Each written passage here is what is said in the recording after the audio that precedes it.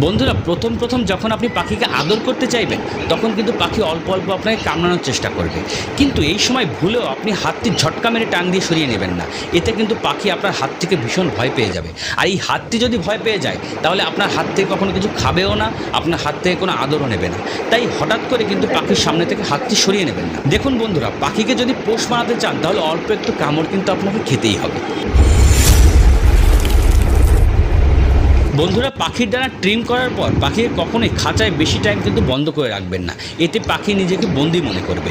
সবসময় চেষ্টা করবেন দিনের বেশিরভাগ সময় তাদের খাঁচা থেকে বের করে বেডে, ফ্লোরে বা নরম কোনো জায়গায় কিন্তু এদের ছেড়ে দিতে। তাহলে দেখবেন এরা কিন্তু আপনার পুরো ঘরটিকে চিনবে ভালো করে, কোথা থেকে কীভাবে যেতে হয় সেটাও বুঝে যাবে, তাই সে কিন্তু উড়িয়ে পালিয়ে যাওয়ার চেষ্টা করবে না।